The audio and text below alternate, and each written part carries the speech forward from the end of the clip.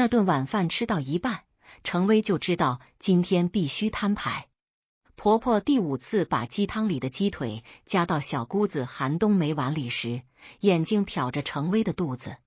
冬梅命好啊，一口气生俩，还是龙凤胎。韩冬梅摸着还没显怀的肚子，声音甜得发腻。妈，坐月子可是大事。我老公那边房子小，他妈身体又不好。婆婆立刻接话。那还用说？当然回娘家坐月子。你哥家140平，主卧带卫生间，阳面，最适合坐月子。程薇放下筷子，筷子碰到骨碟，发出清脆的嗒一声。桌边3个人都看向她。韩东升，她结婚3年的丈夫，正低头剥虾，眼皮都没抬。程薇看着婆婆，妈，我下个月要竞聘财务总监，项目期最少3个月。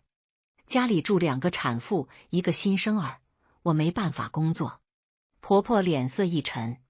韩冬梅抢先开口，声音带着哭腔：嫂子，你是不是嫌我麻烦？我保证不吵你，我就在屋里待着，不是嫌你麻烦。程薇声音很稳，是客观条件不允许。我家不是月子中心，没有专业护工。你哥要上班，我要加班，谁照顾你和2个孩子？新生儿2小时喂1次奶，我第2天怎么开会？婆婆啪的摔了条羹。程薇，你还有没有点人情味？这是你亲小姑子，你当嫂子的不该照顾。程薇没接话，看向韩东升。韩东升，你说句话。韩东升终于抬起头，把包好的虾仁放进韩冬梅碗里，笑了笑。妈，冬梅，你们别着急。小薇就是嘴硬心软，她最能干了。他转向程薇，语气轻松的像在讨论晚上看什么电影。媳妇，你就辛苦几个月。冬梅又不是外人，自家妹妹吗？你白天上班，晚上回家搭把手，妈也会过来帮忙。没事的。程薇看着丈夫那张理所当然的脸，看着他眼里那种我媳妇肯定能搞定的笃定，看着婆婆和小姑子瞬间松下来的表情，她慢慢拿起餐巾，擦了擦嘴角。韩东升，他叫他的全名。餐厅的吊灯在他们头顶投下冰冷的光。你可以不爱我。他声音很轻，但每个字都像钉子。但你凭什么把我当成你的挡箭牌？第1章，火锅店里的遮羞布从婆家出来是晚上9点半。韩东升开车，程薇坐副驾。车载广播在放一首老情歌，男声嘶哑的唱着爱你1万年。程薇伸手关掉了。车厢里只剩下轮胎压过路面的噪音和空调出风口嘶嘶的风声。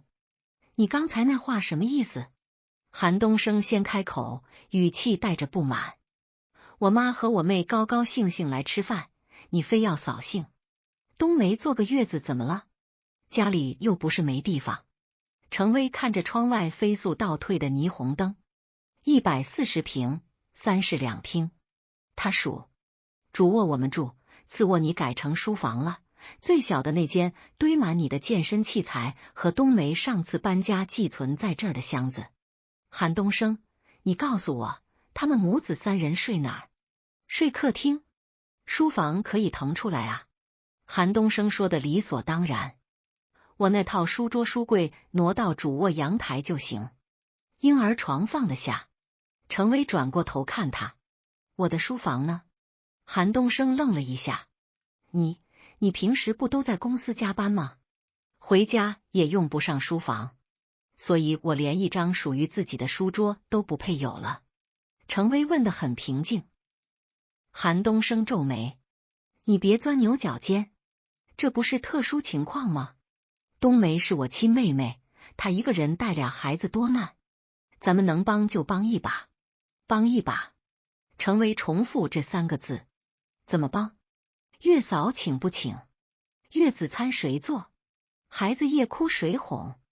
尿布谁换？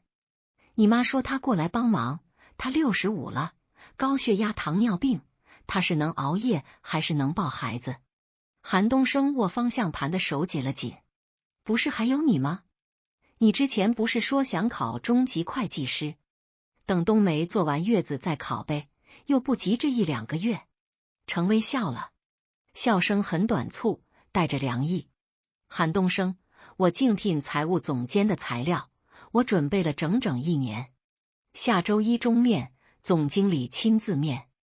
你让我现在告诉领导，对不起，我家小姑子要坐月子，我得请假3个月。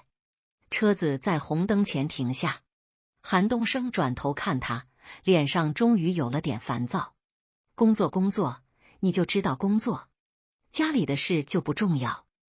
我妹一辈子能生几次孩子，你就不能顾全大局？绿灯亮了，后车按喇叭，韩东升猛踩油门，车子窜出去。程薇被惯性甩在椅背上，他没说话，低头掏出手机，屏幕亮起，微信里部门总监5分钟前发来消息：微微，刚得到消息，总部空降的候选人背景很强，你最后这周得再加把劲，把去年经手的并购案复盘报告做出来，要详细到每个节点的财务决策依据。周1中面，这是你的王牌。程薇盯着那行字，他想起去年那个并购案，连续加班47天，每天只睡3-4个小时，喝掉的咖啡堆满了办公室角落的纸箱。做完项目那天，他急性胃炎发作，半夜被救护车拉走。韩东升在医院陪了他1夜。第2天早上，他说公司有事，匆匆走了。后来程薇才知道，那天是他妈生日，他赶回家吃饭了。陪床的是他同事。程薇按灭屏幕。韩东升，我们谈谈。他说。韩东升把车拐进一家火锅店的停车场。边吃边谈吧，我饿了。他说。刚才在你妈那儿我没吃饱。程薇补了一句。韩东升没接话。火锅店人声鼎沸，红油锅底咕嘟咕嘟沸腾，辣气蒸腾。韩东升点了满满一桌肉，埋头就吃。程薇没动筷子。冬梅坐月子的事，我不同意。他开门见山。韩东升夹毛肚的手顿了顿。你为什么这么抵触？他问。冬梅以前对你不错吧？你刚嫁进来那会儿，她还给你买过围巾，一条38块的围巾，我系了3年。程薇说。但她去年找我借的8万块钱，到现在没还，借条都没打。韩东升脸色一变。那钱我不是说了吗？我替他还。你非要提这个？你还了吗？程薇问。你说年底奖金发了就还。去年年终奖6万8，你给你妈买了金镯子，给你爸换了新手机，给冬梅包了5000红包。我的8万呢？韩东升把筷子一摔。程薇，你现在是要跟我算账？对。程薇看着他。就是要算账。婚姻不就是一笔账吗？感情账、经济账、时间账。韩东升，从结婚到现在，这笔账你算过吗？他掏出手机，打开备忘录。结婚3年，你爸妈来住了7次，最长一次住了4个月，理由是新房要人多住才旺。你表弟来市里找工作，在我们家住了2个月，走的时候顺走了我一套 SKI。你舅舅家孩子上学，找你借学区房名额，你一口答应，差点让我们自己的购房资格作废。现在你妹妹要带着新生儿来住至少3个月。程薇抬起头。韩东升，这是我们的家，还是你韩家亲戚的免费宾馆兼月子中心？韩东升脸涨红了。你怎么变得这么冷血？都是一家人，互相帮忙不是应该的？一家人。程薇重复。你妈把我当一家人了吗？刚才饭桌上他说冬梅命好，生龙凤胎，下一句是什么？程薇啊，你可得抓紧，女人过了30就不好生了。韩东升，他是在关心我，他是在点我，嫌我肚子没动静。韩东升烦躁地抓了抓头发，我妈就那样，你跟他计较什么？老人想抱孙子有错吗？想抱孙子没错。程威说，但一边催生，一边把唯一能当婴儿房的次卧改成你的书房，一边让我以家庭为重，一边在我加班到凌晨时连个电话都不打。韩东升，你们家要的不是一个儿媳，是一个全能保姆，还得自带工资，倒贴娘家，任劳任怨。锅里的红油翻滚得太厉害，一出来浇灭了炉火，刺啦一声响，热气短暂地模糊了韩东升的脸。他沉默了大概1分钟，在开口时声音软了下来。微微，我知道你委屈，他说，但这次不一样。冬梅她婆家条件不好，老公又常年在外地，她要是一个人坐月子，得多可怜。咱们就帮这最后一次，行吗？等她出了月子，我保证再也不让亲戚来常住了。程威看着他那双眼睛，3年前他就是被这双眼睛里的诚恳打动的。那时候他说，微微，我会一辈子对你好。现在他说，就这最后一次。上一次你表弟来住，你也说是最后一次。程威说。韩东升语塞，他伸手想握程威的手，程威把手抽了回去。韩东升，我问你一个问题。他说，如果现在是我妹妹要来我们家坐月子，带着2个新生儿住3个月，你会同意吗？韩东升愣住了，他的表情已经给出了答案。程威笑了，你看，你不同意的，因为你很清楚那会严重影响你的生活和工作，但换成你妹妹，你就觉得理所当然。为什么？因为伺候月子、照顾孩子的活，默认是我的事，你只需要动动嘴皮子，说一句我媳妇能干，就能在你妈和你妹面前当个好哥哥、好儿子，代价我来付。他站起身，这顿饭我吃不下，你自己吃吧。他拿起包。韩东升急了，一把拉住他手腕，程威，你别太过分，这事儿我已经答应我妈和冬梅了，你让我现在怎么反悔？程威甩开他的手，力道很大。邻桌的客人看过来，那是你的事。他说，韩东升，今天我把话放在这儿，你妹妹要来坐月子，可以，但有2个条件。韩东升眼睛一亮，你说。第一，请专业月嫂，24小时住家，费用你出。第二，你请假3个月，全职照顾你妹妹和孩子。我工作忙，帮不上忙。程威说完，看着韩东升瞬间垮下去的脸，这怎么可能？月嫂1个月1万多，3个月就是5万，我哪来那么多钱？而且我公司项目正关键，我请假3个月，老板不得杀了我。你看，程威轻声说，你都知道不可能，那凭什么觉得我可能？他转身往外走，韩东升在身后喊，程威，你非要这么绝情是吧？行，那我告诉你，冬梅下周末就搬进来，你同意也得同意，不同意也得同意。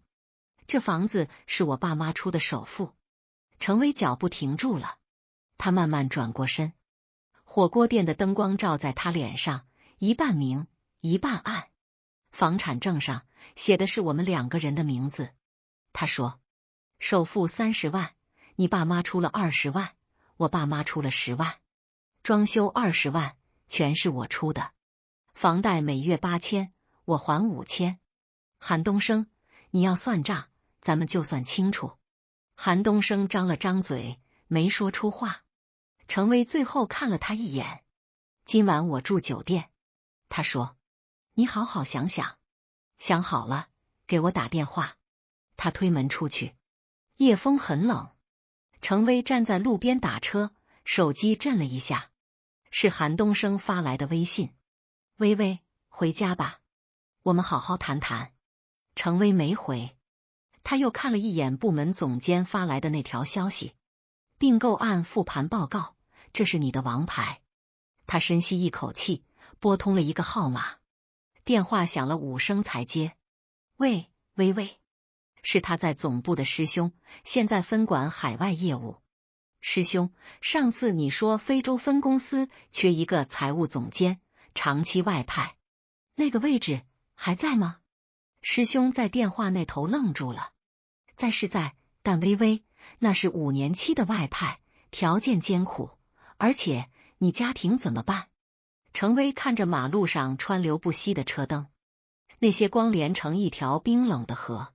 家庭，他重复这个词，笑了笑。师兄，位置给我留着，我周一交申请。挂断电话，网约车到了。程威拉开车门，坐进去。司机问去哪儿？程威报了他常住的那家酒店的名字。车子启动，他打开微信，找到和韩东升的对话框。上一次聊天是昨天，他发晚上想吃啥？我做。他回加班，不用等我。在网上翻，全是这样的碎片。我妈来了，买点菜。我晚点回。水电费交了，收到。没有情话，没有分享，没有今天过得怎么样，只有事务性对接，像合租室友。程威关掉微信，打开手机相册。最近一张照片是他上周拍的竞聘材料封面，标题是财务中心5年规划及个人价值提案。他放大看标题下的署名，程威2个字写得遒劲有力，那是他练了整整1个月的签名。酒店到了，程威下车走进大堂，前台小姐认得他，微笑点头。程小姐，还是行政大床房。程威递过身份证。这次住多久？程威顿了顿，先开1周吧。他说，后面可能要常住。第2章，行车记录仪里的秘密。程威在酒店住了3天。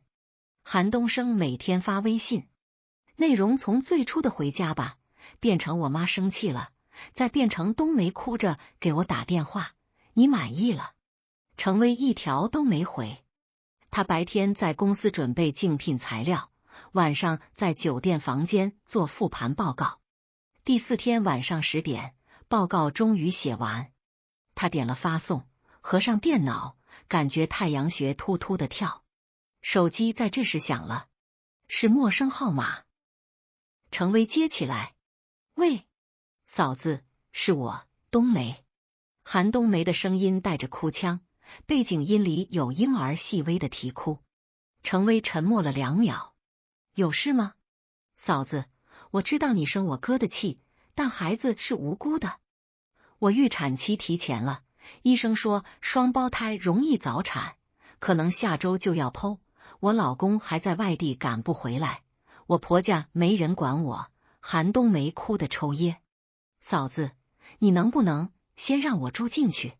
我保证安静，不吵你工作，等我老公回来了，我就搬走，行吗？程威走到窗边，拉开窗帘。城市夜景璀璨的像假的。冬梅，他开口，你给你哥打电话吧，房子的事他说了算。我哥他，韩冬梅欲言又止。他这几天都没回家，说公司忙，在加班，我打他电话也不怎么接。嫂子，你们是不是要离婚了？最后那句话问得很轻，带着试探。程威笑了，你想多了，好好准备生孩子吧，注意身体。他挂了电话，站在窗前，他想起3年前韩冬梅结婚，他包了8000红包。韩冬梅拉着他的手说，嫂子，你比我亲姐还亲。后来韩冬梅买房，找他借钱，说好半年还，结果拖了1年。催债的时候，韩冬梅说，嫂子，你又不缺这点钱，何必逼我？你看，人心变得多快。程威打开手机银行，查了查账户余额，活期存款12万，定期30万，还有3个月到期。股票账户里大概15万，套着。公积金账户里有20多万，这是他工作8年攒下的全部家当。如果离婚，他能分走1半房产，但房子现在市值400万，贷款还剩150万。折现的话，他能拿到120万左右，加起来不到200万。在1线城市不算多，但足够他重新开始了。程威关掉手机银行，点开微信。韩东升在半小时前发了一条朋友圈，照片是一张夜景，配文加班狗的日常，定位在市中心一家高端写字楼，那是他公司的地址。但程威放大了照片，照片角落的玻璃反光里隐约能看见2个人影，一个是他，另一个长发，穿浅色外套，身形纤细。程威盯着那张照片看了很久，然后他退出微信，打开通讯录，找到一个名字，薛凯，他前同事，现在在一家调查公司做合伙人。电话很快接通，哟，程总监，稀客啊。薛凯声音爽朗。薛凯，帮我个忙。程威开门见山，查个人。韩东升，我丈夫。查他最近3个月的行踪，重点是晚上和周末。还有查一个可能存在的女人，长发，身形偏瘦。薛凯沉默了。微微，你确定？确定。程威说，费用按你们的标准走，我预付1半。要快。行。薛凯叹气。资料发我邮箱。另外，微微，保护好自己。知道。程威挂了电话，他坐回电脑前，打开邮箱，把韩东升的基本信息、照片、车牌号等资料打包发过去。做完这一切，他倒了杯水，慢慢喝。水是冷的，顺着喉咙滑下去，凉到胃里。他其实并不真的认为韩东升出轨，他只是习惯了把他放在最后一位。习惯了他的原生家庭永远优先，习惯了他应该懂事，应该忍让，应该牺牲。但那张朋友圈照片，那个模糊的女人影子，他想给自己一个交代。如果婚姻真的要结束，他要知道结束的原因，而不是稀里糊涂的被一句我媳妇能干打发掉。第2天是周六，程威一早去了公司。竞聘终面在周1，他还有最后2天时间准备。财务部周末也有人加班，但不多。他坐在自己的工位上，刚打开电脑，手机震了，是薛凯。这么早？程威接起来，有初步发现了。薛凯声音严肃，微微，你丈夫最近3个月，每周3晚上和周6下午都会去一个固定地点。不是公司。程威握紧了手机。哪里？锦绣花园小区3栋2单元，每次停留时间2到3小时。薛凯顿了顿。另外，上周5晚上，他去了机场接了一个女人，航班号我发你了，从深圳飞来的。他接上人之后，去了锦绣花园，当晚没出来。程威感觉心脏停跳了一拍。那个女人还在查，但有一点可以肯定，锦绣花园3栋2单元的那套房子，业主姓韩，韩玉芬，女，65岁，是你婆婆的名字。程威愣住了。我婆婆？对，那套房子是去年10月买的，全款320万，购房款来源是你丈夫的银行卡。薛凯说，流水我调到了。去年9月，你丈夫从他股票账户转出300万，转到你婆婆账户。1周后，你婆婆全款买了锦绣花园这套房。程威脑子里嗡的一声。去年9月，他记得，那时候韩东升说股票亏了，套牢了，取不出来。他还安慰他，没事，钱慢慢赚。原来不是套牢了，是取出来给他妈买房了，320万全款。而他们自己住的这套房还有150万贷款没还，每个月他还在还5000房贷。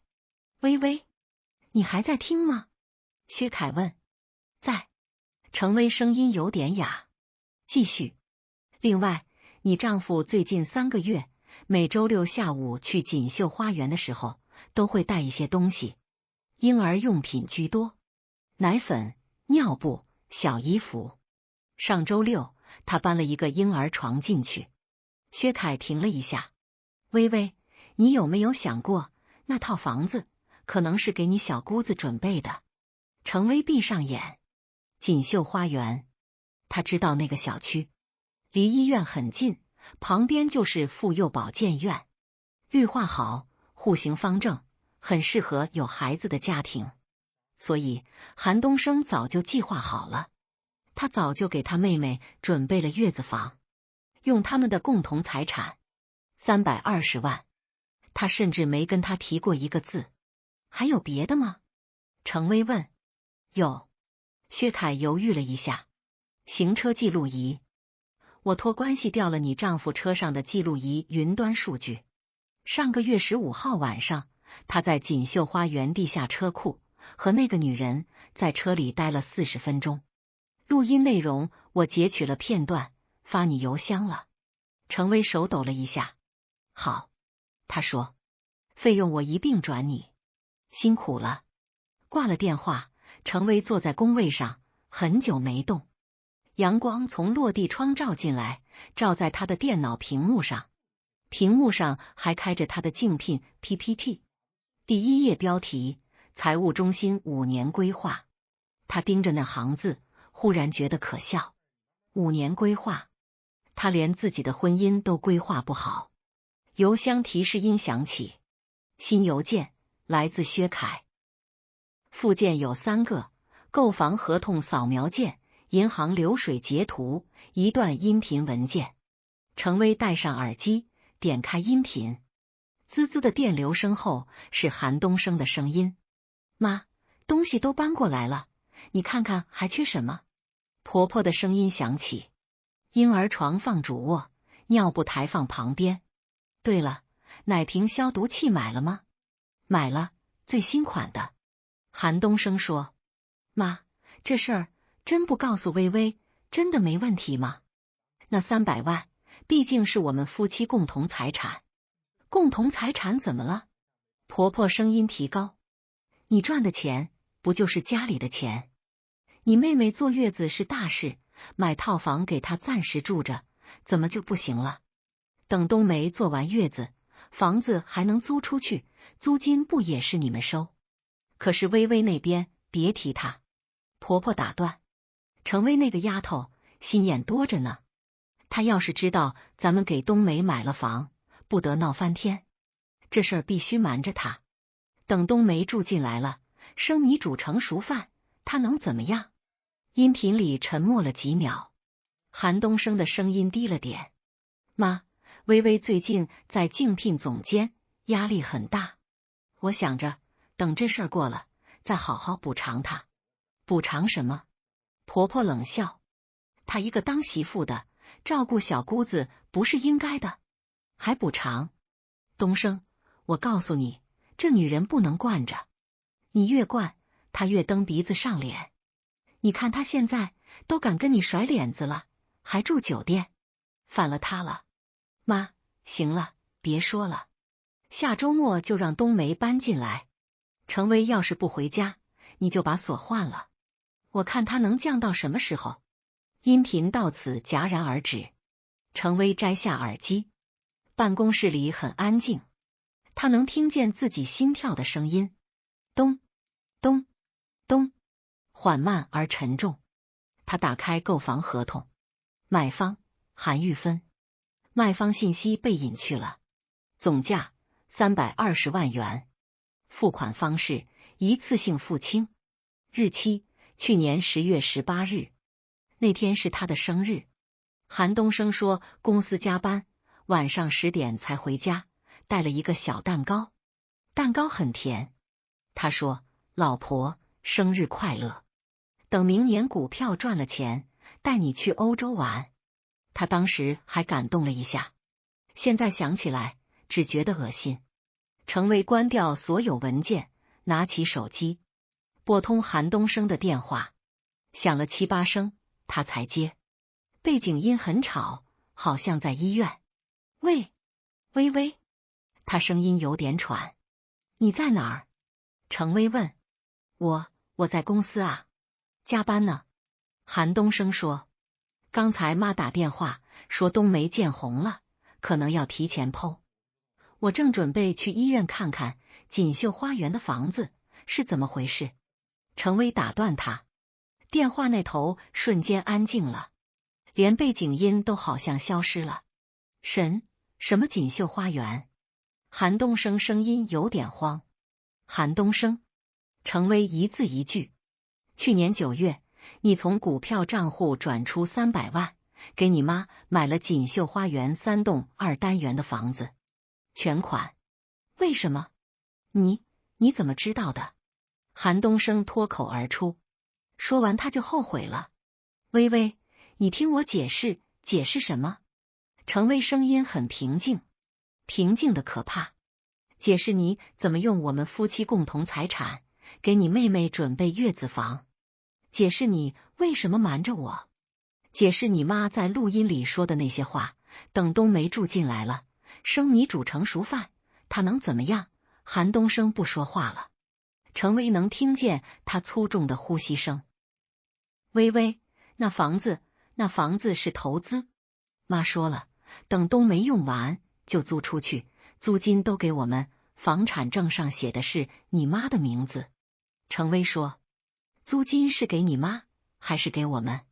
当然是我们，妈就我一个儿子，他的不就是我们的？韩东升急了。微微，你别钻牛角尖行吗？咱们是一家人，分那么清干什么？一家人。程薇重复。韩东升，一家人会偷偷转移300万财产吗？一家人会算计着生米煮成熟饭吗？一家人会在我生日那天拿着我们的钱去给你妹妹买房，然后告诉我你在加班吗？他顿了顿。韩东升，我们离婚吧。电话那头传来什么东西掉在地上的声音。微微，你别冲动。我错了，我承认我错了行吗？我不该瞒着你买房，但我也是为了冬梅，为了你妹，你可以花300万。程薇说。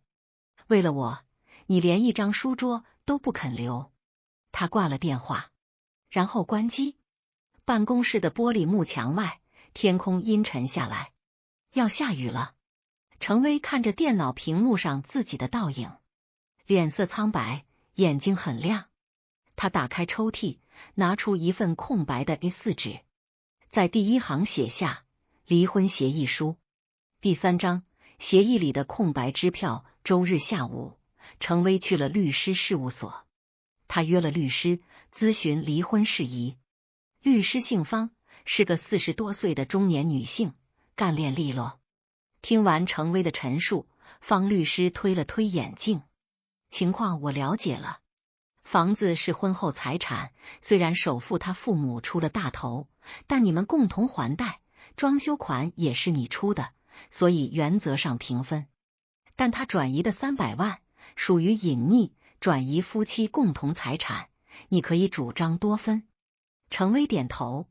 具体能多分多少，看法院认定。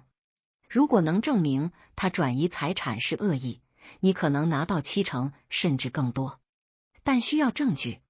方律师说，购房合同、银行流水、录音，这些都可以作为证据。另外，你小姑子即将入住这件事，如果能证明严重影响了你们的婚姻生活，也可以作为感情破裂的佐证。程薇把薛凯提供的材料复印件递给方律师。方律师快速翻看，这些证据很充分。程小姐，你打算什么时候起诉？先协议离婚。程薇说。如果他同意，最好协议。诉讼周期太长，我耗不起。方律师表示理解。协议书我帮你起草。财产分割方面，你的诉求是？程威想了想，房子归我，我按照市场价的1半折现给他，他转移的300万，我要追回200万，其他存款、股票平分。方律师记录下来。孩子呢？你们有孩子吗？没有。程威摇头。那还好，少一个争议点。方律师说，协议书明天发你邮箱，你打印出来，找他签字。如果他不同意，我们再走诉讼。程威道了谢，离开律所。外面下雨了，细雨绵绵，空气湿冷。他没带伞，站在路边等车。手机开机了，几十条未读微信，10几个未接电话，全是韩东升的。最新一条是10分钟前。微微，冬梅生了，龙凤胎，母子平安。我在医院，你能来一趟吗？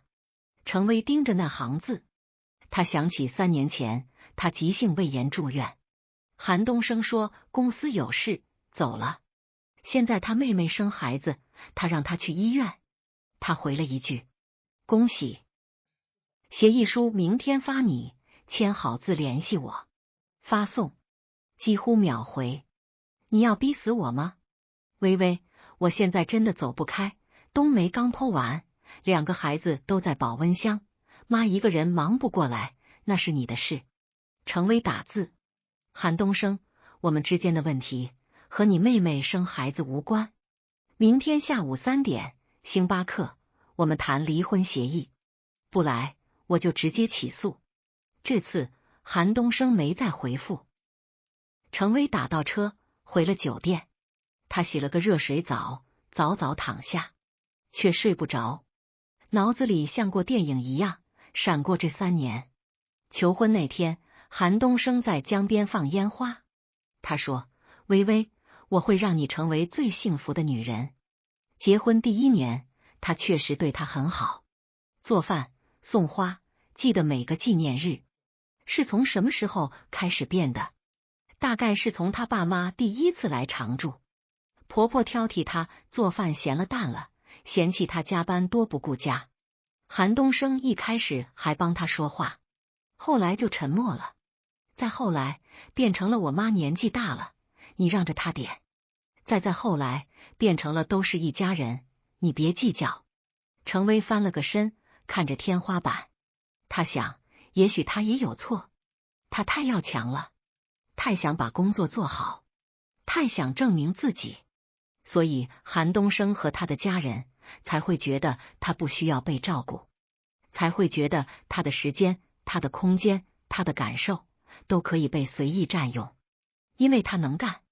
能干的人活该多干活，能干的人活该被牺牲，能干的人活该在别人需要的时候随时顶上。程威闭上眼，眼泪无声的滑下来，没入枕头。他很久没哭了，上一次哭还是奶奶去世的时候。奶奶拉着他的手说，微微，女孩子要坚强，但也要学会示弱。太要强了，别人就会觉得你什么都不需要。他当时不懂，现在懂了，已经晚了。第2天周一，竞聘终面。程威早上6点就醒了，他化了精致的妆，穿上最贵的那套西装套装。镜子里的女人眼神锐利，气场全开，看不出昨晚哭过的痕迹。9点，他走进总经理办公室。面试持续了1个半小时，总经理问得很细，尤其是那个并购案。程威对答如流。最后，总经理合上文件夹，笑了。程威，你很优秀，这个位置是你的了。程威站起身，鞠躬。谢谢总经理。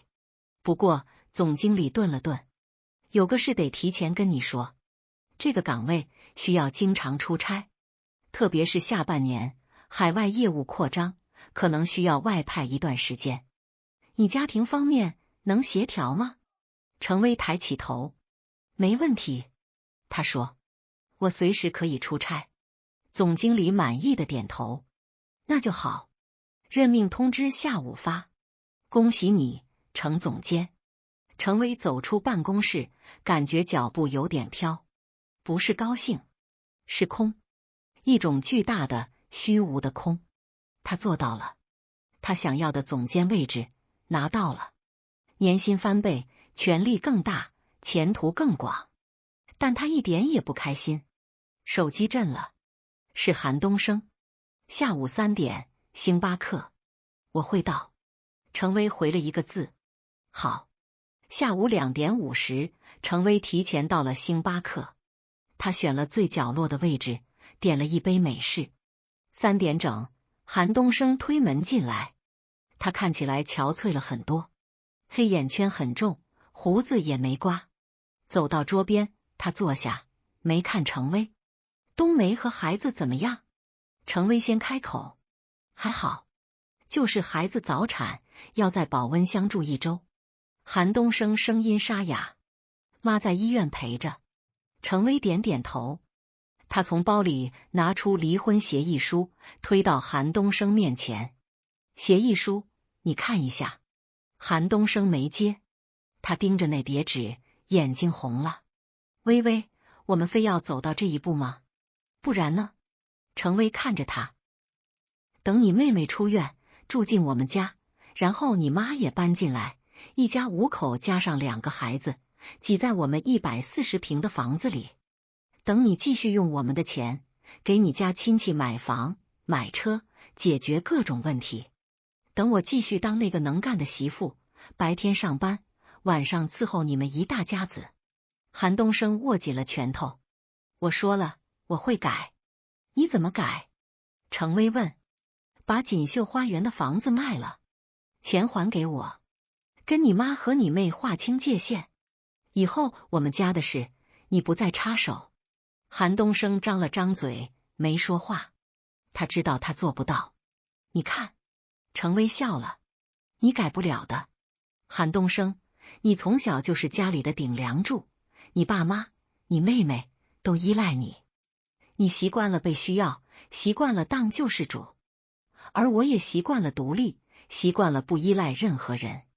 我们俩从一开始就不合适。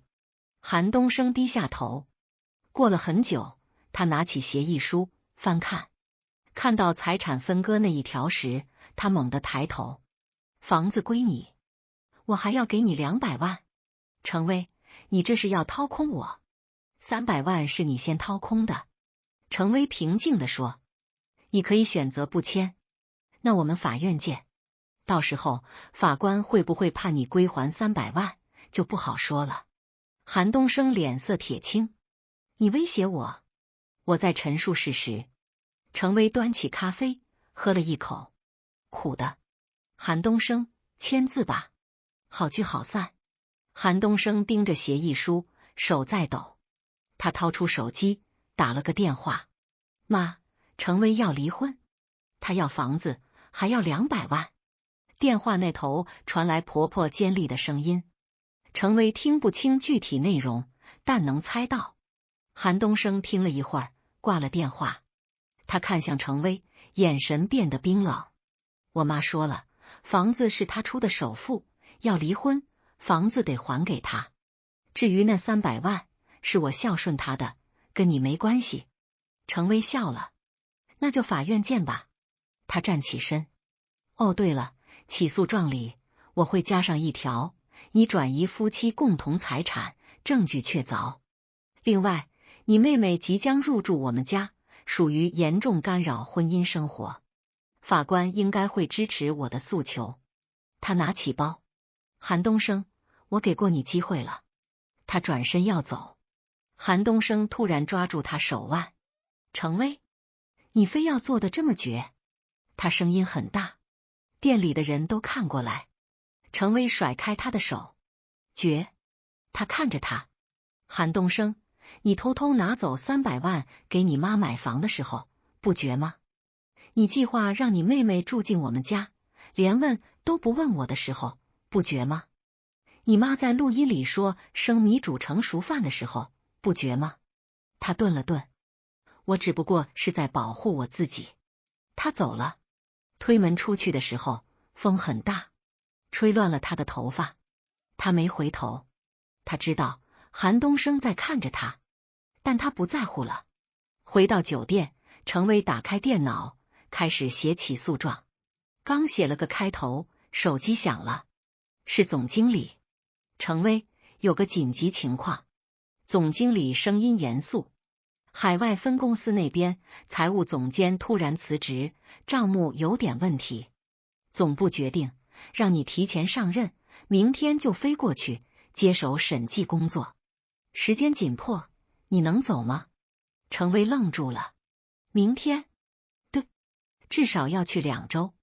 机票我已经让行政订了，今晚发你。有问题吗？程薇深吸一口气。没问题，他说，我随时可以出发。挂了电话，程薇看着电脑屏幕上未完成的起诉状，他保存、关掉，然后打开邮箱，回复了师兄之前关于非洲外派的那封邮件。师兄，5年外派，我接受，请尽快发 offer。10分钟后 offer 来了，职位非洲区域财务总监，任期5年，年薪人民币120万，含津贴。驻点肯尼亚内罗毕。程薇打印出来，签了字，扫描发回。然后他开始收拾行李，衣服、鞋子、护肤品、电脑、文件，2个大箱子装满了。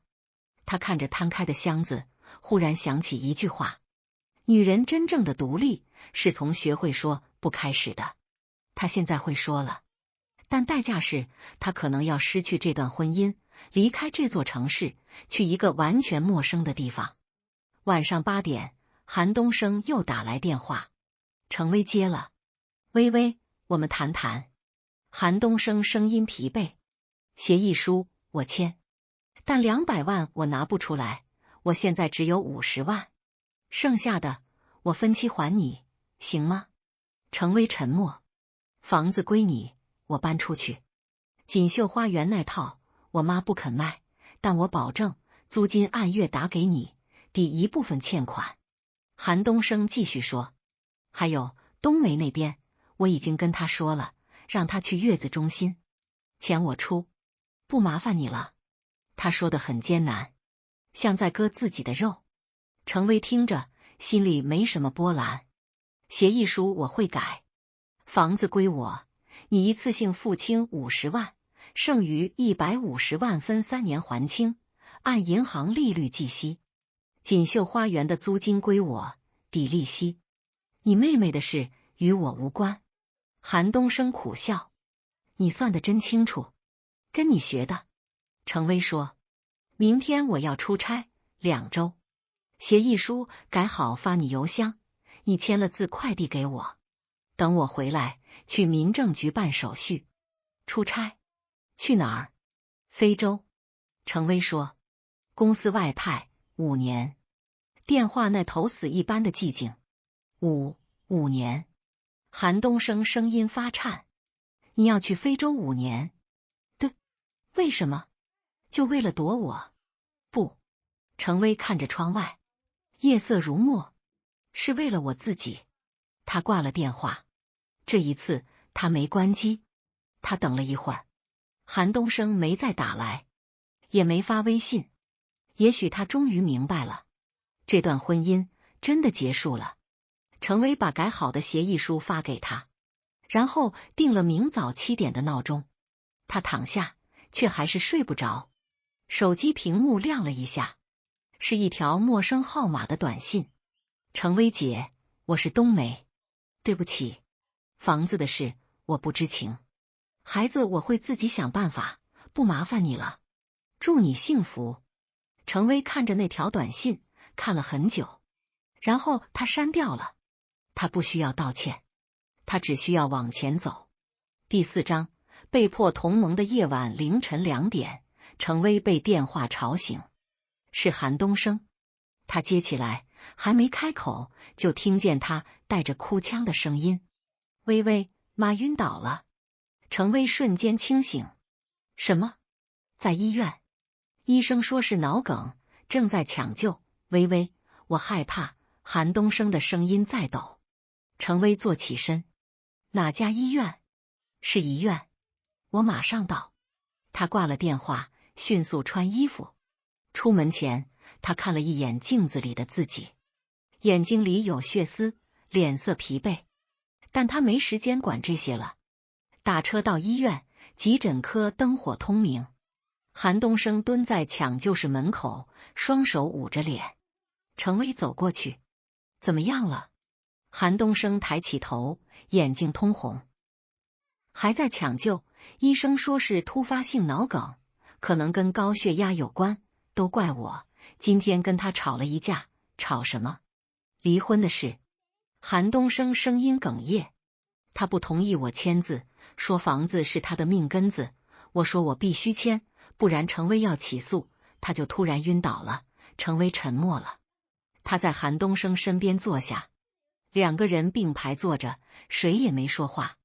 抢救室的门开了，医生走出来。家属。韩东升猛地站起来。我是他儿子。病人暂时脱离危险了，但左侧肢体偏瘫，需要长期康复治疗。另外，以后不能再受刺激了，血压必须严格控制。医生说完就走了。韩东升松了口气，腿一软，差点摔倒。程薇扶住他。去看看你妈吧。他说。病房里，婆婆躺在病床上，身上插着管子，闭着眼，看起来老了很多。韩东升走过去，握住她的手。妈。婆婆没反应。程薇站在门口，没进去。她对这个老人感情复杂，有怨有恨，也有点可怜，但归根结底，他们不是一路人。护士过来，让韩东升去办手续。韩东升看向程薇。薇薇，你能帮我在这儿守一会儿吗？我去缴费。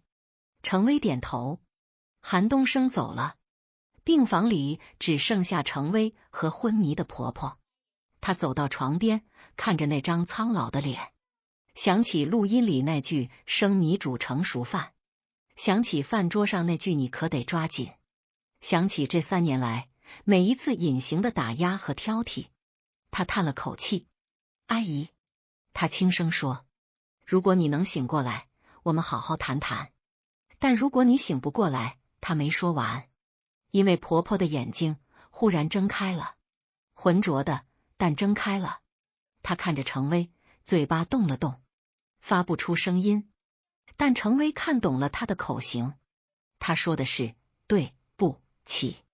程薇愣住了。婆婆闭上眼睛，又昏睡过去。是幻觉吗？她不确定。韩东升回来了。妈醒了吗？刚才睁了一下眼，又睡了。程薇说。韩东升在床边坐下，握着母亲的手，低头不语。程薇看了看时间，凌晨4点半。他今天上午10点的飞机。我得走了。他说。上午的飞机。韩东升抬头看他，眼神复杂。薇薇，谢谢你。不用。程薇转身往外走。程薇。韩东升叫住他。他回头。非洲，非去不可吗？非去不可。程薇说。一路平安。韩东升说。声音很轻。程薇点了点头，走了。走出医院，天还没亮。街道空旷，只有环卫工人在扫地。他打车回酒店，拿了行李，直奔机场。在候机厅，他收到韩东升的微信。协议书我签了，等你回来，我们去民政局。附件是签好字的协议书扫描件。程薇下载保存。他回了一句好，然后他关掉微信，打开邮箱，给总经理发了邮件，告知已出发，给师兄发了邮件，确认非洲外派事宜。最后他打开手机相册，翻了翻，找到3年前和韩东升的结婚照。照片里，她穿着白裙子，他穿着黑西装，两个人都笑得很开心。他看了很久，然后点了删除。飞机起飞了，穿过云层，冲向高空。程薇看着窗外越来越小的城市，想起奶奶的话：女孩子要坚强，但也要学会示弱。她也许永远学不会示弱，但至少她学会了保护自己，这就够了。第5章，回温后的新伤。非洲的2周像另一个世界。内罗毕的阳光炽烈，空气里弥漫着尘土和香料的味道。分公司的情况比想象中更糟，账目混乱，人员涣散，当地员工和国内派来的管理层矛盾重重。程薇每天工作16个小时，查账、开会、找员工谈话，重新建立财务流程。累但充实。他没有时间想韩东升，想离婚，想那些糟心事。偶尔在深夜回到宿舍，他会看着窗外的星空，想起那个问题：我为什么要来这里？答案很清晰，为了逃离，也为了证明他程薇离了婚，离了那个家，依然能活得很好，甚至更好。第2周周五，他收到韩东升的微信：妈醒了，能说话了，他想见你。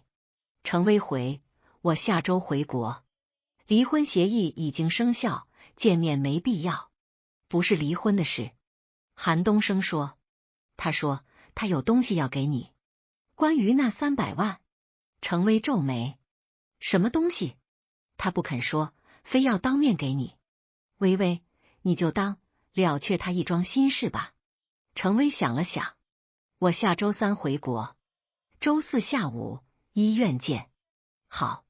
韩东升回：对了，冬梅去月子中心了，孩子也接出来了，都挺好。程薇没再多说。周3，他飞回国，10几个小时的航班，落地时是周4上午。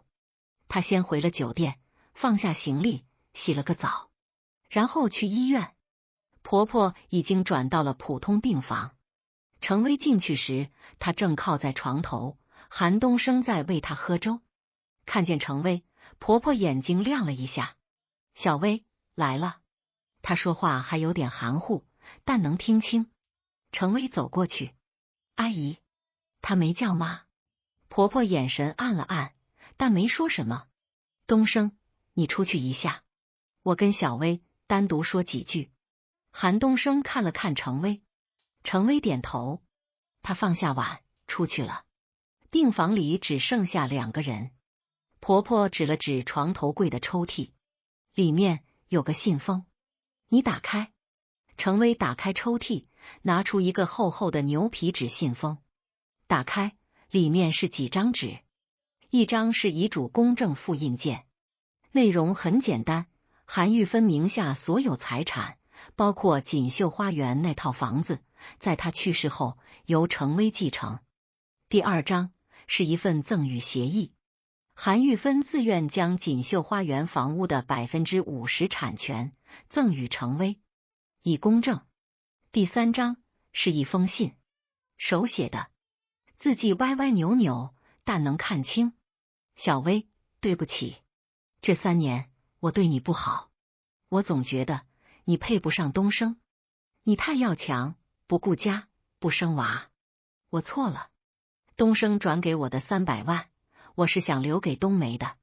她婆家穷，我怕她受苦，但我没想过那是你们的钱。东升跟我说了，你要离婚，我不怪你，是我儿子没福气。房子给你，算是我的一点补偿。冬梅那边我会跟他说清楚，以后你要好好的，别像我，一辈子围着男人和孩子转，到头来什么都没落下。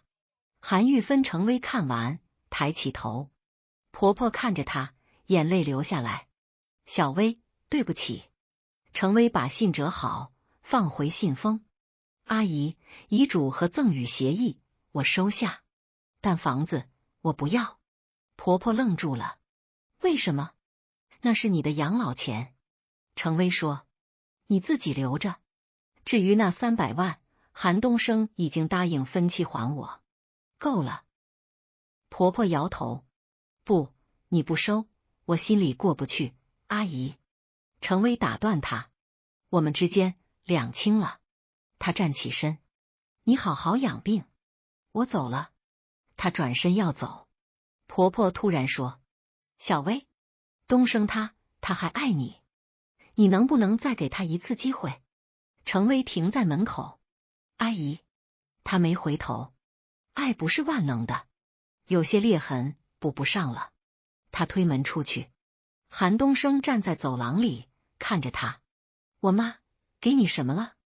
程薇把信封递给他，韩东升看完沉默了。你不要。不要。程薇说，韩东升，我们明天去民政局吧，早点办完，大家都轻松。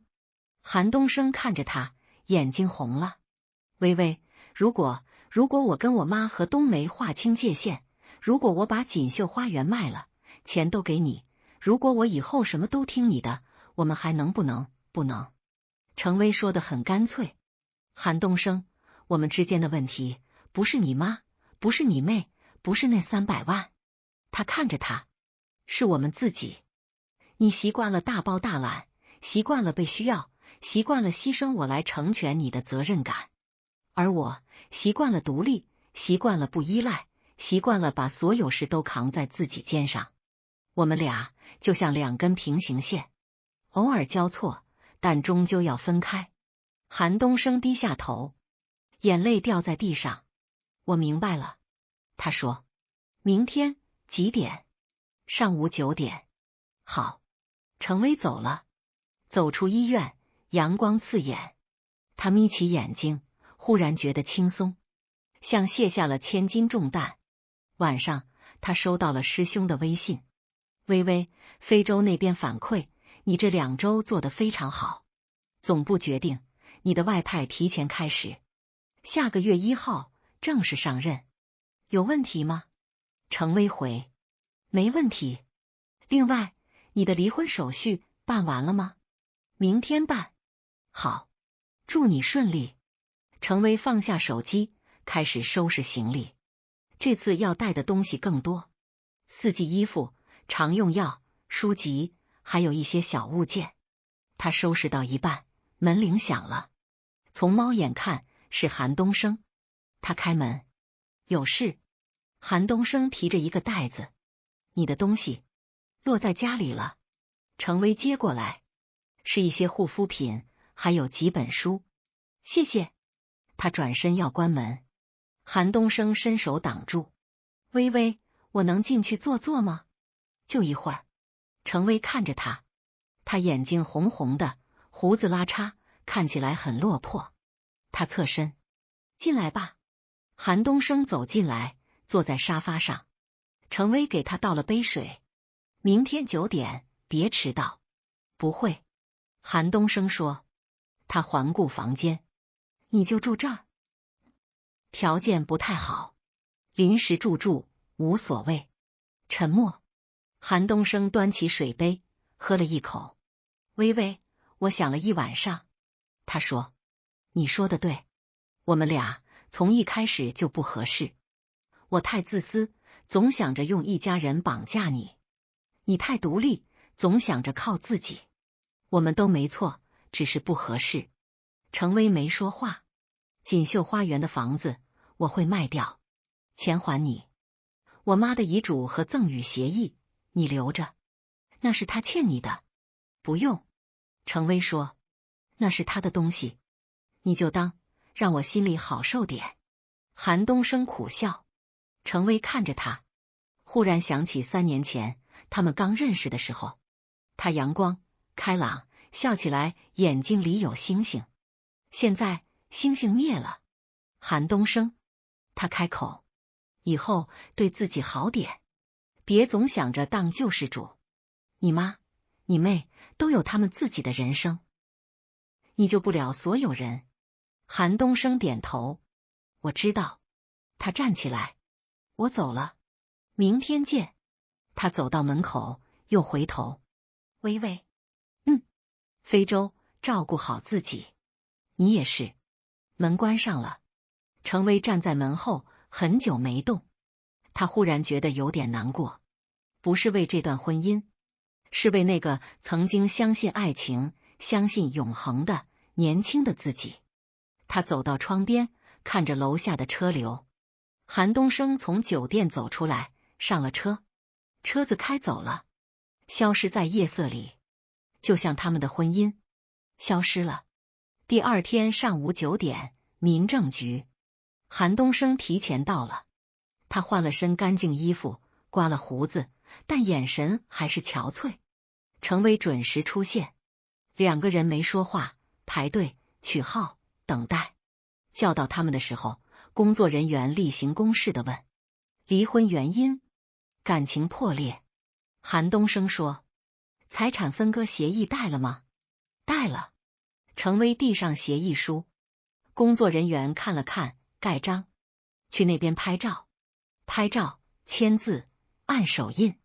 2个红色的小本子递出来，离婚证。程薇接过，翻开看了看，照片里他和韩东升都没笑，像2个陌生人。好了，工作人员说，从今天起，你们解除婚姻关系。程薇站起身，韩东升也站起来，2个人一前一后走出民政局。外面阳光很好，程薇把离婚证放进包里。我走了，他说，下周去非洲。韩东升点头，一路平安。程薇转身走了2步，韩东升突然叫住他，微微。他回头，韩东升看着他，嘴唇动了动，最后只说了一句，保重。程薇笑了笑，你也是。他走了，这一次真的走了。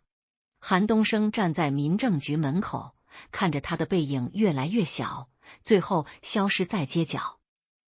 他低头看着手里的离婚证，红色的封皮，烫金的字，像一场笑话。他拿出手机，拨通了一个电话，妈，办完了。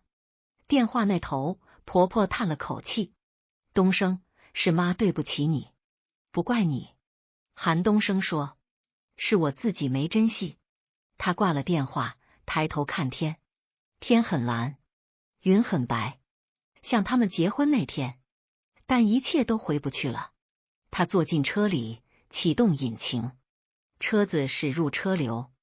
他打开收音机，里面在放一首老歌，可惜不是你陪我到最后。他关掉了，安静的开车，开向没有程薇的未来。而程薇坐在回酒店的出租车上，看着窗外飞速倒退的街景。他打开手机，订了去内罗毕的机票，下周1，还有3天。这3天，他要处理完国内所有的事，退租、注销银行卡，跟朋友告别，然后去一个新的地方，开始新的生活。手机震了一下，是师兄。微微，离婚办完了，心情怎么样？还好。那就好。非洲这边，我给你准备了一个惊喜。什么惊喜？来了就知道了。程薇笑了笑，关上手机。他看着窗外，城市依旧繁华，人潮依旧汹涌，但他的故事已经翻篇了。新的篇章在非洲，在那些炽热的阳光、辽阔的草原和未知的挑战里，他深吸一口气，感觉前所未有的自由。卡点钩子，签字笔悬在离婚协议上的那一秒，程薇忽然想起韩东升昨晚说的那句话，如果我什么都听你的，我们还能不能？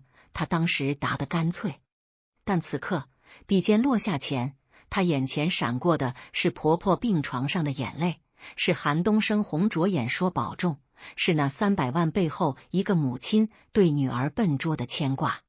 这笔落下，不只是结束一段婚姻，更是斩断一个家庭3代人纠葛的脐带。他真的准备好了吗？第6章，分居与停职的实际代价。离婚后的第3天，程薇接到了前公司 HR 的电话。程总监，抱歉通知您，您的竞聘任命被总部驳回了。程薇正在收拾行李，闻言停下了手里的动作。理由？总部认为您刚离婚，且即将外派非洲5年，情绪和状态可能不稳定，不适合担任财务总监这样关键的职位。HR 说的委婉，但程薇听懂了，是韩东升，或者是他妈，他们找了关系，搅黄了他的升职。所以，程薇问，所以您的外派职位也调整了，从区域财务总监降为高级财务经理，年薪减半。HR 声音越来越小，程总监，真的很抱歉，这是总部的决定，我们也没办法。程薇笑了，冷笑，我知道了。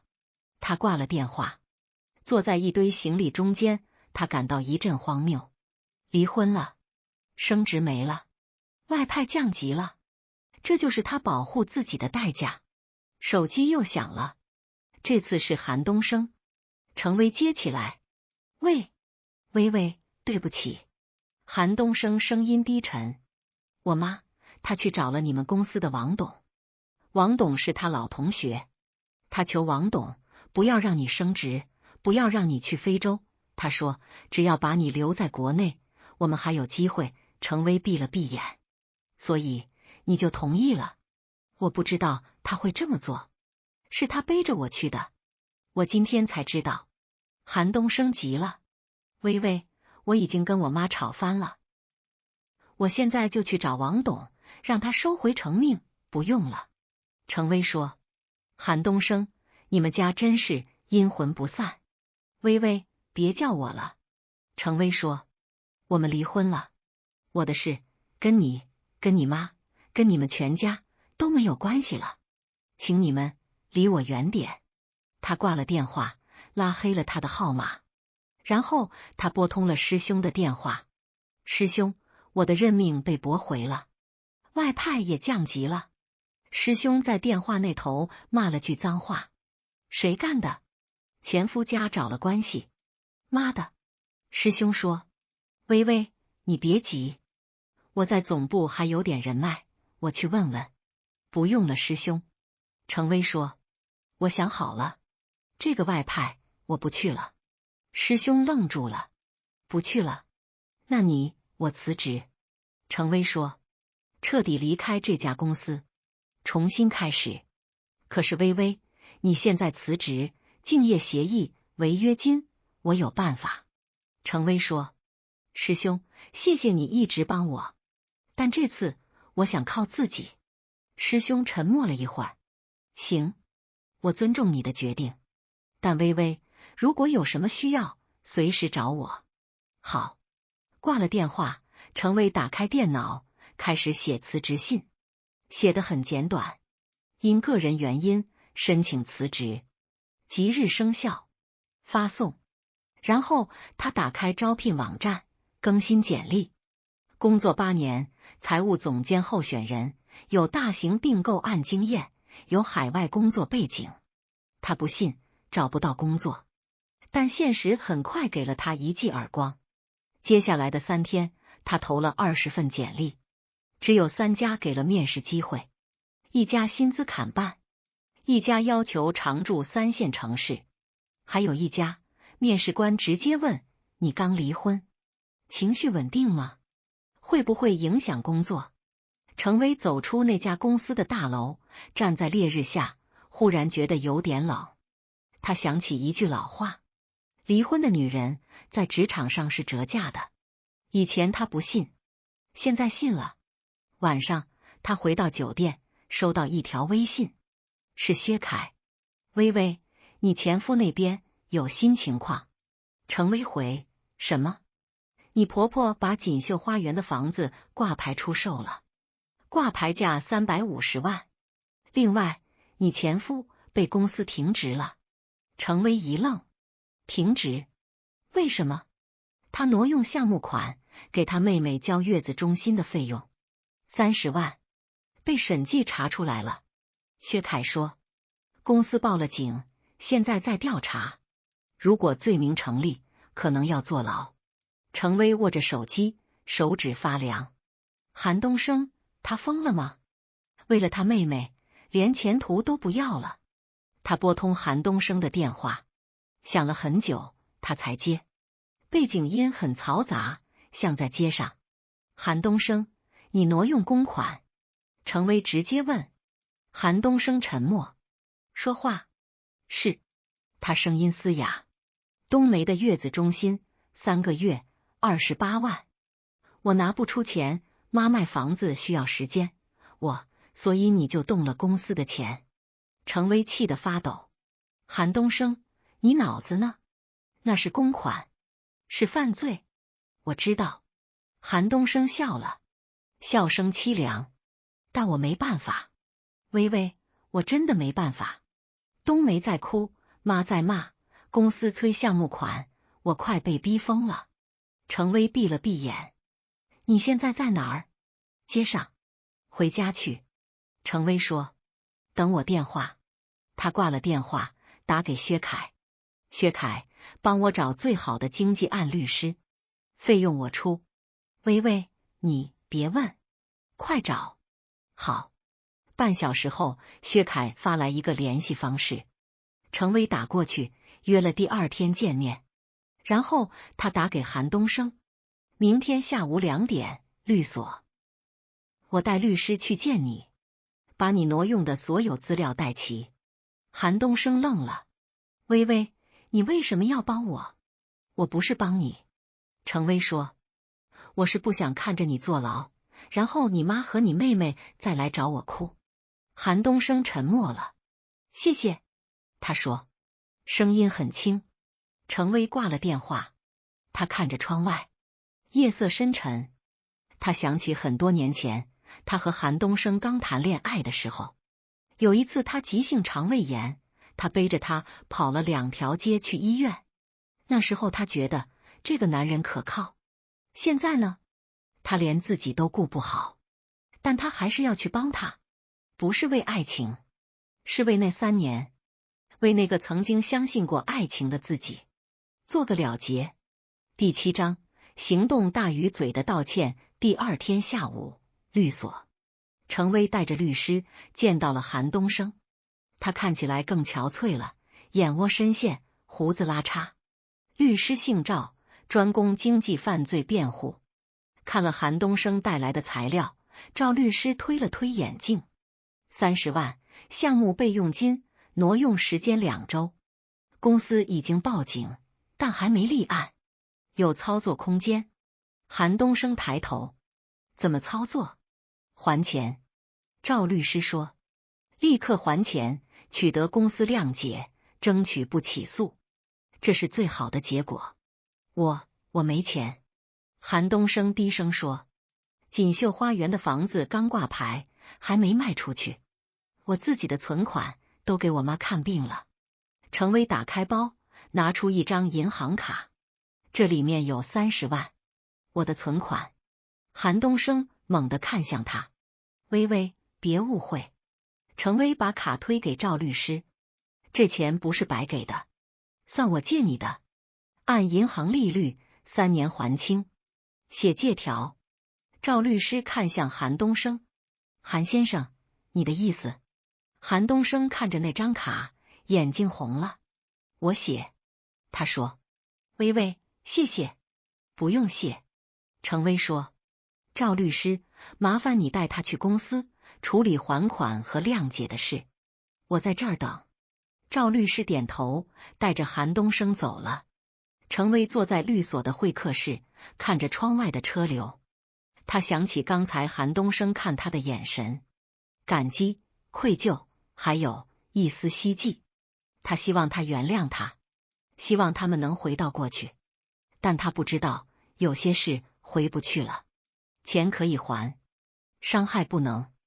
2小时后，赵律师和韩东升回来了。搞定了。赵律师说。公司同意撤回报警，但韩先生被开除，且5年内不得从事相关行业。韩东升低头，我接受。程威站起身，赵律师，费用我转你。借条呢？赵律师拿出借条，程威看了一眼，签字，递给韩东升。韩东升接过笔，手在抖，他签了字，按了手印。微微，他想说什么？程威收起借条。韩东升，这是我最后一次帮你。他看着他，以后你的人生你自己负责，你妈、你妹妹你自己管，别再来找我。韩东升点头，我知道。另外，程威顿了顿，锦绣花园的房子别卖了。韩东升一愣，为什么？那是你妈的养老钱。程威说，他虽然有错，但罪不至死，留套房让他晚年有个保障。韩东升眼睛又红了，微微，你不恨他吗？恨过。程威说，但现在不恨了，恨一个人太累，我懒得恨了。他拿起包走了。他转身，韩东升突然说，微微，我能抱你一下吗？最后一次。程威停住脚步，没回头。不能。他说，我们离婚了，保持距离吧。他走了。韩东升站在会客室里，看着他的背影。赵律师拍拍他的肩，韩先生，程小姐是个好人，但你们确实不合适。韩东升苦笑，我知道。他看向窗外，程威走出大楼，上了一辆出租车，车子开走了，像他们的人生分道扬镳。程威回到酒店，收到师兄的微信，微微，我打听到了，搅黄你升职的确实是王董，但背后推手是你前夫的妈妈。他以死相逼，说如果让你升职去非洲，他就从王董办公室跳下去。程威看着那行字，笑了，以死相逼，真够拼的。师兄，我辞职了。他回，准备自己创业。师兄秒回，创业？做什么？财务咨询。程威打字，专接企业并购、账目清理的活。我在这一行干了8年，人脉和资源都有，应该能行。需要投资吗？我入股。师兄说，不用，我想自己来。行，有需要随时开口。好。程威放下手机，打开电脑，开始写创业计划书。他注册了公司，租了间小办公室，印了名片。公司名很简单，微光财务咨询，取他名字里的微和微光的谐音，再微小的光也能照亮前路。1周后，公司挂牌，没有剪彩，没有庆典，只有他一个人坐在空荡荡的办公室里，对着电脑。第一个客户是薛凯介绍的，一家小公司，账目混乱，需要清理。程威接了，收费不高，但够付3个月房租。他白天跑客户，晚上做账，累但踏实。至少他不需要看任何人脸色，不需要为任何人的错误买单，他只为自己工作。1个月后，他收到了韩东升的第一笔还款，5万块，转账复言，谢谢，保重。程威收了，回了一句收到，没有多余的话。又过了1个月，婆婆出院了，韩东升把她接回了锦绣花园。程威从薛凯那里知道的，薛凯还说韩冬梅出了月子，带着孩子回了婆家。她老公终于从外地调回来了，答应好好过日子，一切似乎都在回到正轨。除了程威，他的公司慢慢有了起色。第2个客户、第3个客户，口碑传开，找他的人多了起来。半年后，他雇了第1个员工，一个刚毕业的小姑娘，叫小雅，勤快好学。程威手把手教她，像当年他的师傅教他一样。日子过得很快，转眼离婚1年了。程威的公司从1个人发展到5个人，从一间小办公室换到了写字楼。他买了辆车，付了首付贷款，不再需要依赖任何人。生日那天，他给自己放了1天假，去了海边，一个人坐在沙滩上看日落。海浪拍打着礁石，声音很大。他想起很多事，想起和韩东升的第1次旅行，也是在海边。他给他拍了很多照片，说：“微微，你真好看。”现在那些照片都删了。他拿出手机自拍了一张，背景是金色的夕阳。他笑了，笑得很放松。这是离婚后他第1次真正的笑。晚上，他收到一条短信，陌生号码：程薇姐，我是冬梅，听说你自己开公司了，恭喜。另外，我哥他要结婚了。程薇盯着那条短信看了很久，然后他回了一句：恭喜，删掉了短信。他打开微信，找到韩东升的聊天记录，最后一条是半年前他转款5万的记录。他点开他的朋友圈，他发了一张合影，和一个女人，女人长相清秀，看起来温温柔柔的。配文：往后余生，请多指教。程薇看了几秒，然后退出了，没有点赞，没有评论，像看一个陌生人的动态。他关掉手机，看着窗外的夜景，城市依旧灯火辉煌。他的心里一片平静，没有波澜，没有遗憾，只有释然。他终于彻底走出来了。第8章，误会源头的真相。程薇的公司接到一个大单，一家跨国企业在内罗毕的分公司财务出了问题，需要紧急审计。对方点名要程薇带队，因为他在非洲有工作经验且口碑好。程薇接了，这是他创业以来最大的一单，合同金额200万。他带着团队飞往内罗毕。飞机落地时，他想起2年前，他原本要来这里做5年的外派，后来因为离婚，升职被搅黄，他放弃了。现在他以合作方的身份来了，而且只待1个月。命运真是讽刺。审计工作很顺利，程薇的专业能力让客户方很满意。第3周，客户公司的 CEO 请他吃饭，是个50多岁的法国人，叫罗米斯。席间，罗米斯忽然问：程小姐，你认识一个叫韩东升的中国人吗？程薇手里的刀叉顿了顿：认识，是我前夫。罗米斯挑眉：前夫？难怪。怎么了？程薇问。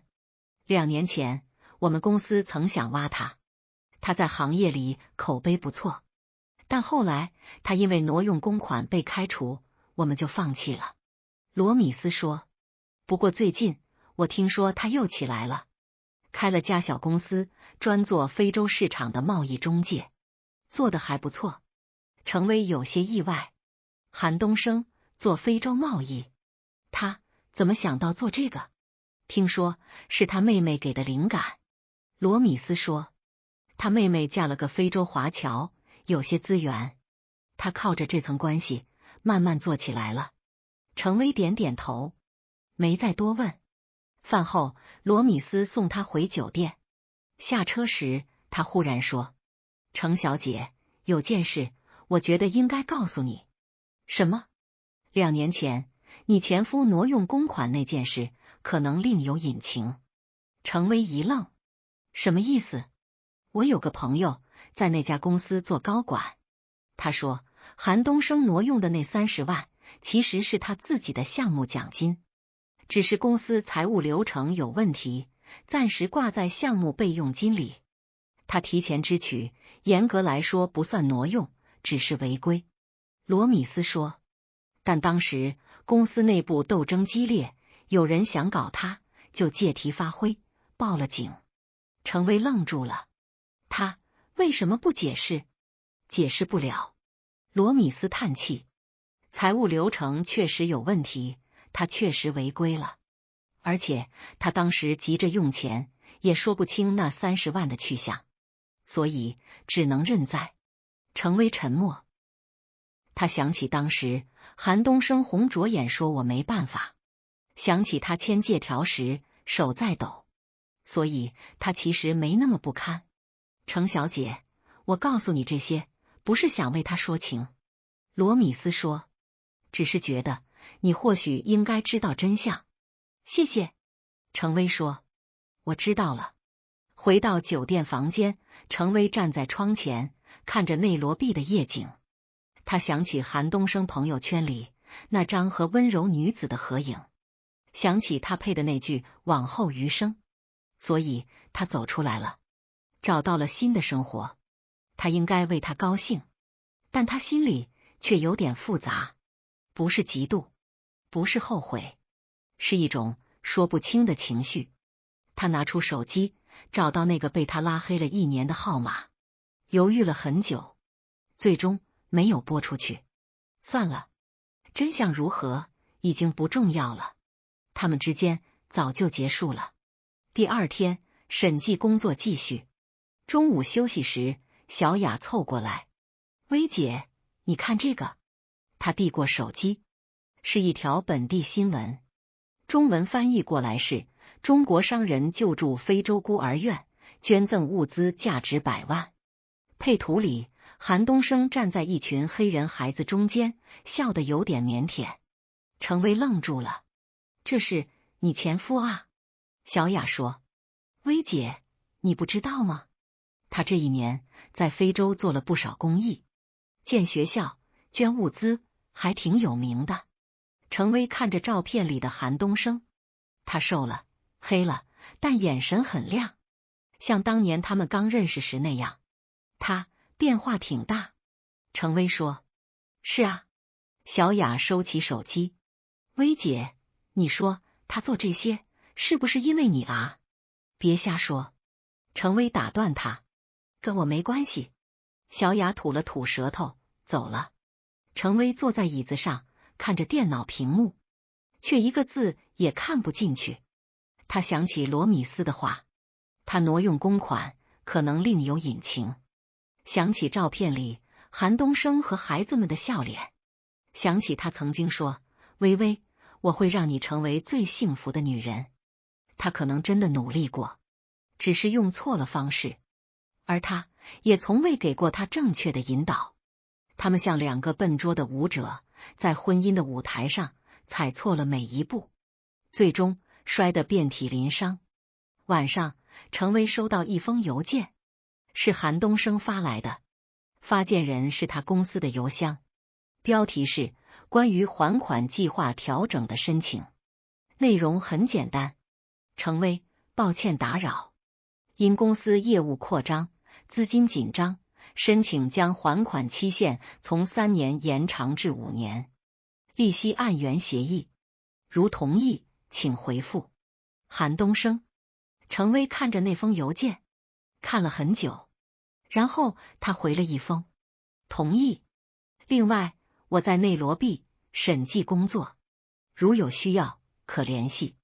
程威。发送。5分钟后回复来了，谢谢。我在内罗毕分公司附近，明天中午能否见一面？韩东升。程威犹豫了，见还是不见？最终他回，好，地点你定，明天中午12点 Safari 酒店餐厅。韩东升。好。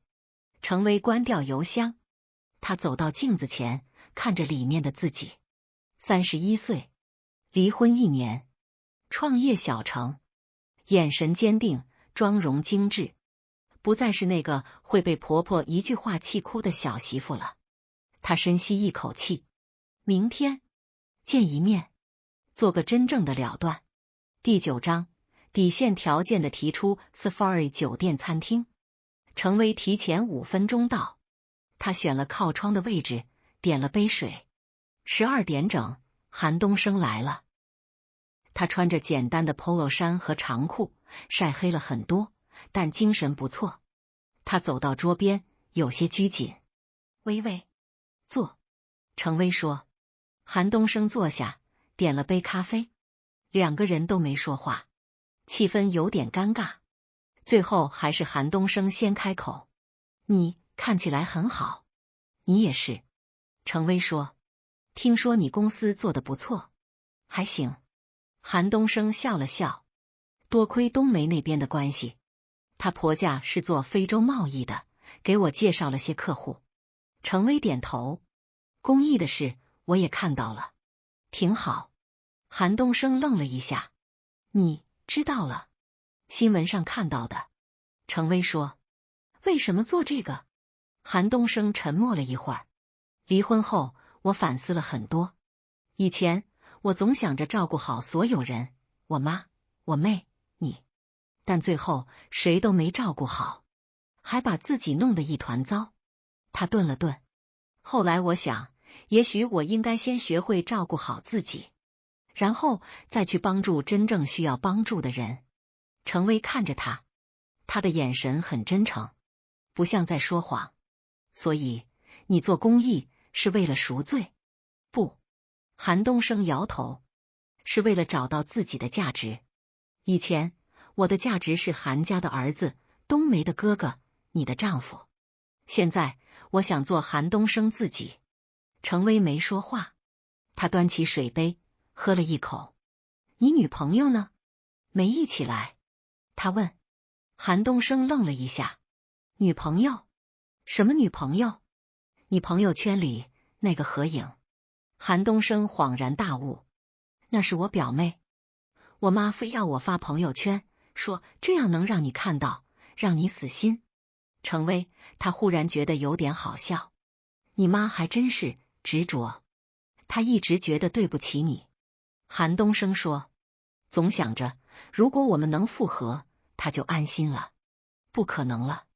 程薇说。韩东升，我们回不去了。我知道。韩东升低头。我今天来不是想复合，只是想当面跟你道个歉。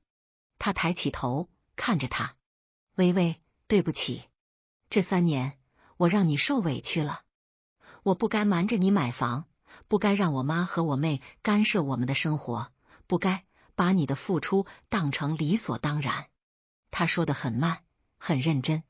我知道一句对不起弥补不了什么，但我还是想说对不起。程薇看着他，眼睛有点酸。他转过头看向窗外。我接受你的道歉。他说。但韩东升，我们都向前看吧。好。韩东升点头。另外还款的事，谢谢你同意延期。不用谢。程薇说。生意归生意。韩东升笑了。你还是老样子，分得清清楚楚，这样不好吗？好。韩东升说。至少不会再有人欺负你了。程薇没接话。他看了看时间。我下午还有工作，先走了。他站起身。韩东升也站起来。微微，我们能做个朋友吗？程薇看着他。普通朋友。韩东升补充。偶尔问候，不打扰彼此生活的那种。程薇想了想。行。他拿出手机。加微信吧。以前那个我拉黑了。韩东升赶紧掏出手机，扫码添加。程薇通过了。走了。他说。再见。再见。韩东升站在原地，看着他离开。程薇走出餐厅，阳光刺眼。他戴上墨镜。手机震了一下，是韩东升发来的第1条微信。保重。程薇回。你也是。然后他打车回了公司，继续工作，像什么都没发生过。但心里某个角落好像松动了，不是原谅，是释怀。他终于可以彻底放下过去了。审计工作结束了，程薇带着团队回国。飞机上，小雅凑过来。薇姐，你前夫人好像还不错。程薇瞥他一眼。怎么？你看上了？哪有？小雅脸红了。我就是觉得他看你的眼神还有救。别瞎说。程威闭上眼睛，睡你的觉。小雅吐吐舌头，缩回去了。程威却睡不着。他想起韩东升说的那句话：我们能做个朋友吗？朋友，也许这是他们之间最好的结局。回国后，程威的公司又接了几个大单，业务越做越大。他买了房，不大，80平，但足够他一个人住。装修是他自己设计的，简约明亮，没有多余的装饰。他终于有了一个完全属于自己的空间。生日那天，他在家给自己煮了碗长寿面，刚吃一口，门铃响了。从猫眼看是韩东升，他提着一个蛋糕。程威开门：你怎么来了？路过，顺便。韩东升说：生日快乐。程威接过蛋糕：谢谢，进来坐。不了。韩东升说：我还有事，就是给你送个蛋糕。他顿了顿：微微，我下个月结婚。程威愣住了：结婚？相亲认识的，人挺好的，温柔懂事，我妈喜欢。韩东升笑了笑：婚礼我就不请你了，免得尴尬。程威点头：理解，恭喜，谢谢。韩东升看着他：微微，你要幸福，你也是。韩东升走了。程威关上门，看着手里的蛋糕，奶油草莓的，他最喜欢的口味。他打开盒子，切了一块，尝了一口，很甜，甜的有点发苦。他放下叉子，走到窗边，看着楼下的车流。韩东升的车开走了，这一次是真的再见了。他拿起手机，给他发了条微信：新婚快乐。过了很久，他回：谢谢，你也是，早日找到幸福。程威笑了笑，放下手机。他不会刻意去寻找幸福了，幸福不是找来的，是活出来的。他现在就活得很好，这就够了。第10章，有条件重新开始。韩东升婚礼那天，程威去了海边，一个人。他坐在沙滩上看海，海浪声很大，盖过了所有的喧嚣。他想起很多事，好的、坏的、甜的、苦的，最后都化作一声叹息。手机震了，是妈妈打来的。微微，在哪儿呢？海边，一个人。韩东升今天结婚，你知道吗？知道。你没事吧？没事。程威说：妈，我很好。妈妈叹了口气：微微，妈知道你坚强，但有时候太坚强了也累，遇到合适的还是考虑考虑。知道了。程威敷衍，挂了电话。他打开微信，朋友圈里有人发了韩东升婚礼的照片，他穿着西装，新娘穿着白纱，两个人笑得都很开心。程威看了几秒，然后划过去了，没有点赞，没有评论，像看一个陌生人的婚礼。下午他回了公司，小雅神秘兮兮的凑过来：薇姐，有客户找你，等半天了。谁？不认识，但长得挺帅的。程威走进会客室，里面坐着一个男人，35、6岁，穿着休闲西装，气质儒雅。看见程威，他站起身：程小姐，你好，我叫陆晨舟。他递过名片，程威接过：陆氏集团 CEO。他抬眼：陆总找我，有事，想请你做我们集团的财务顾问。陆晨舟说：我在内罗毕见过你，当时你在做审计，很专业。程威想起来了，罗米斯的饭局上，这个男人好像也在。陆总过奖了。不过奖。陆晨舟笑了笑：我看过程小姐的履历，很佩服。一个女人离婚、辞职、创业，做到今天这个规模不容易。程薇挑眉，陆总调查过我，必要的背景调查。陆晨舟坦然，毕竟我们要合作。程薇看着他，陆总，我这个人喜欢直接，说吧，你想让我做什么？陆氏集团准备进军非洲市场，需要一个人既懂财务，又懂非洲，还能吃苦。陆晨舟说，我觉得你合适。职位：集团副总裁，分管非洲业务，年薪300万，加股权。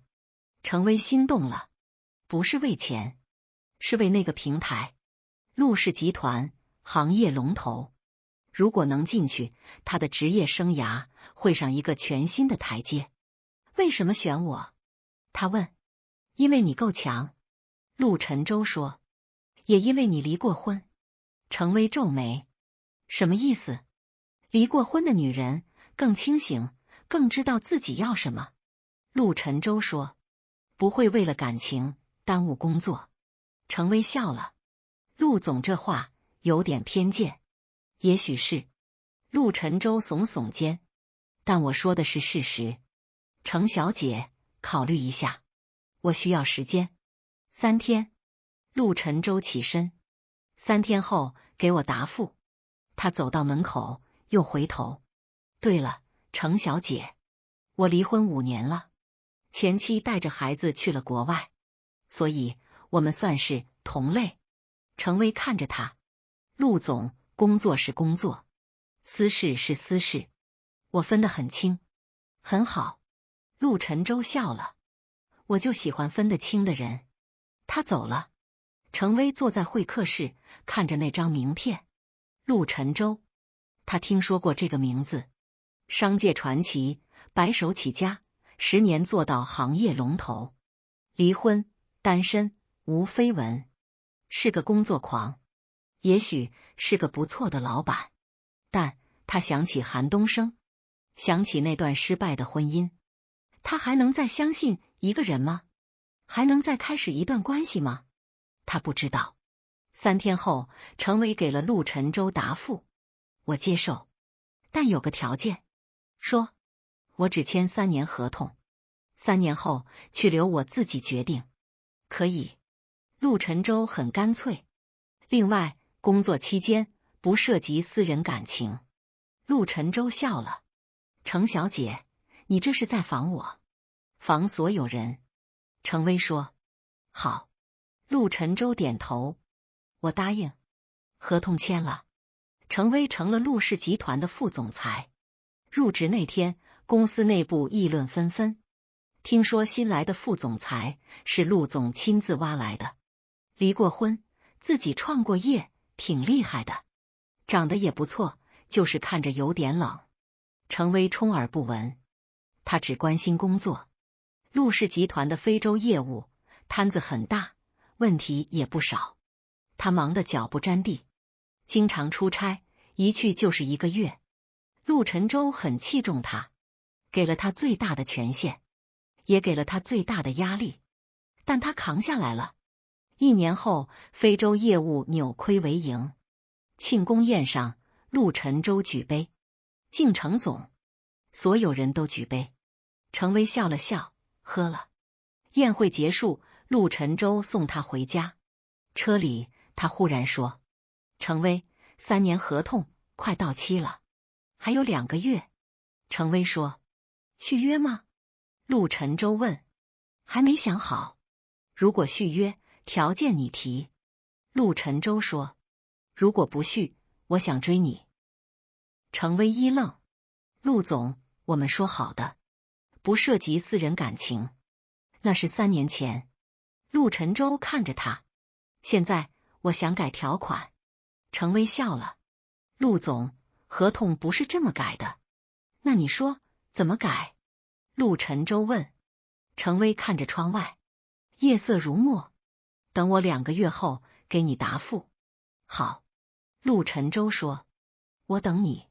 车停了。程薇下车。陆总，再见。再见。陆晨舟看着他走进楼里，才让司机开车。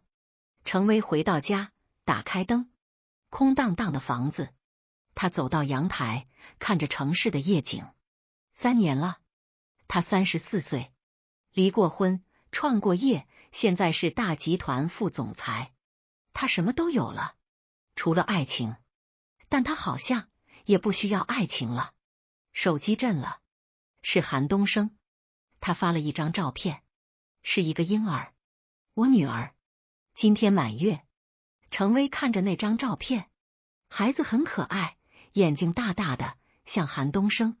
他回：恭喜，很可爱，谢谢。你还好吗？很好，那就好。韩东升没再发。程薇放下手机，他想起陆晨舟的话：我想追你。他还能再爱吗？他不知道，但他知道他不能再像以前那样为了爱情牺牲一切。如果再开始一段关系，必须有条件。他的条件很简单，我们可以重新开始，但你妈和你妹从此不许踏进我们家门一步。你做得到吗？他不会对陆晨舟说这句话，但意思是一样的。他的底线必须守住，他的空间必须独立，他的价值必须被尊重，否则宁可不要。程薇走进浴室，洗了个澡。镜子里的女人眼神坚定，笑容淡然。她很好，以后也会更好。至于爱情，随缘吧。他关灯睡觉。明天又是新的一天。